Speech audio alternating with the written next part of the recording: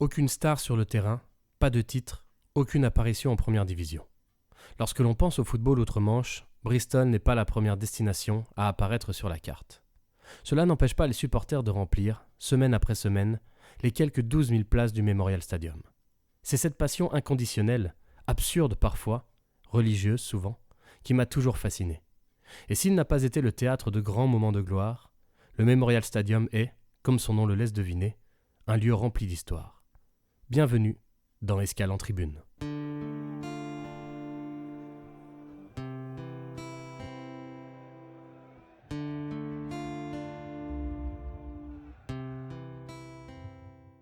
Fondé en 1883, on ne peut pas dire que le club de Bristol Rovers ait marqué de son empreinte l'histoire du football. Évoluant actuellement en EFL League 2, l'équivalent de la 4e division anglaise, le club a régulièrement navigué entre les échelons inférieurs sans remporter le moindre titre majeur. Le club a d'abord évolué au Eastville Stadium, du nom de la banlieue au nord de la ville, là où le club vit le jour. Ce stade, qui accueillit un soir de FA Cup près de 40 000 personnes, était bâti à côté d'un réservoir de gaz particulièrement odorant. Très vite, on appela les joueurs de Bristol les Gasheads, surnom fièrement popularisé aujourd'hui. Le Eastville Stadium accueillera également des courses de moto, avant de finalement devenir un centre Ikea. Ils le quitteront en 1986 suite à des difficultés financières pour un exil de 10 ans dans la ville voisine de Bath, avant de finalement s'installer en 1996 au Memorial Stadium de Bristol. Le Memorial Stadium, justement. Inauguré en 1921 pour accueillir l'équipe de rugby de la ville, il fut baptisé ainsi afin de rendre hommage aux joueurs ayant donné leur vie pendant la Première Guerre mondiale. Les rugbyman y resteront d'ailleurs jusqu'en 2014 avant de déménager dans l'autre grand stade de la ville, Ashton Gate. Le terrain fut construit sur le Buffalo Bills Field. On l'appelait ainsi car le célèbre Buffalo Bill y avait présenté son Wild West Show. Si quelques matchs se tinrent ici, ce n'est vraiment qu'après la guerre que le Bristol Rugby Club put en bénéficier. Le stade s'est ensuite développé au fil des années, en collaboration avec les Rovers à partir de 1996. Composé principalement de tribunes en bois, les premiers gradins en dur virent le jour dans les années 80.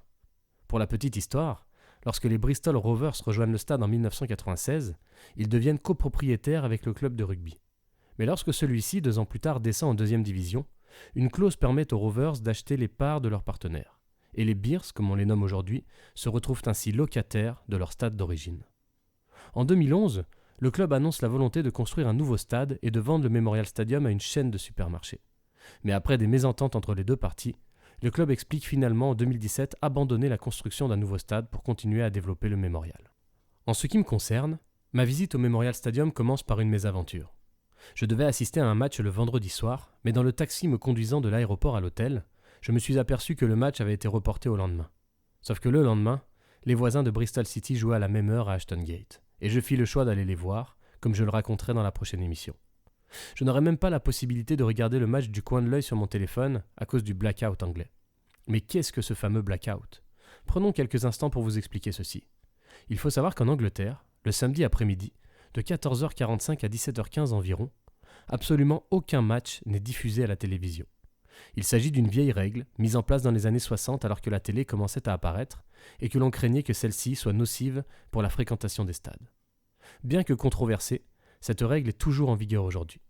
Exemple récent, les Anglais n'ont notamment pas pu assister au match du retour de Ronaldo avec Manchester, alors que le reste du monde oui. So British. Bref, revenons-en à notre histoire. Passé la déception, je me décide à contacter le club et de leur demander, un peu au culot je l'admets, si je pouvais venir voir le stade le matin et accessoirement entrer dedans pour le visiter. Je reçus une réponse positive et fus accueilli très chaleureusement par mon interlocutrice, Claire. Mais avant d'y arriver, j'ai traversé le quartier populaire de Horfield et j'étais très déçu de ne pas découvrir cet endroit plein de vie plus tôt. Les boutiques, pubs et restaurants d'origines diverses cohabitent harmonieusement, et notamment la Guinguette, petit coin de France sur cette terre anglo-saxonne. Une fois passé le portail d'entrée, où les commémorations du 11 novembre étaient encore visibles, j'ai découvert un stade à l'architecture atypique et, je dois l'avouer, légèrement désordonné. On sent que les améliorations se sont faites au fur et à mesure, individuellement les unes des autres. Celle qui marque immédiatement l'esprit, c'est la Summerlap West End. Immense pavillon qui donne davantage l'impression d'assister à une partie de cricket qu'à une joute footballistique. La Poplar Insulation Stand, en face, surplombe toutes les autres tribunes de par sa taille et sa hauteur. Et autour, me direz-vous ? Eh bien, au pied de ces 2 tribunes, nous retrouvons des terraces, ces fameuses tribunes debout qui ont été proscrites en 1994 suite à la tristement célèbre tragédie d'Hillsborough, où 96 supporters de Liverpool perdirent la vie. Cette interdiction ne concerne uniquement que les équipes évoluant en Première Ligue et c'est la raison pour laquelle nous en trouvons encore dans les divisions inférieures.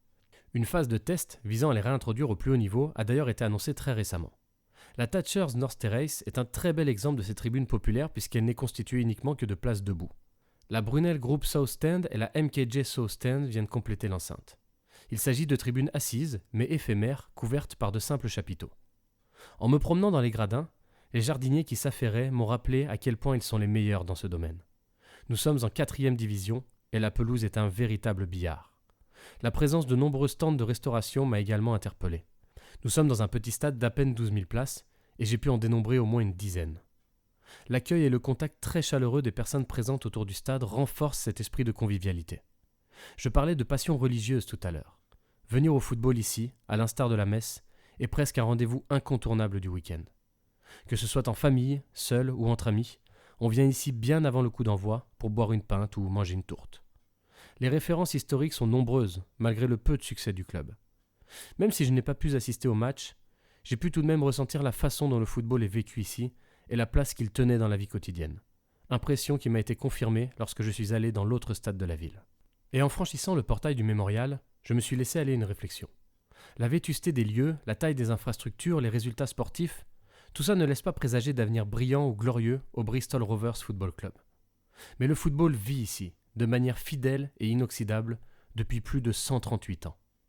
Et si certains clubs plus jeunes, de par leur puissance financière par exemple, peuvent atteindre très vite des sommets et une hype que les Gazheads n'approcheront sans doute jamais, l'inconditionnel amour de ceux qui les supportent, qui y travaillent, qui portent ce maillot bleu et blanc, et ce malgré des décennies dans l'ombre, leur assure de rester, quoi qu'il advienne, éternellement dans les mémoires. Une évidence finalement, lorsqu'on évolue au Memorial Stadium.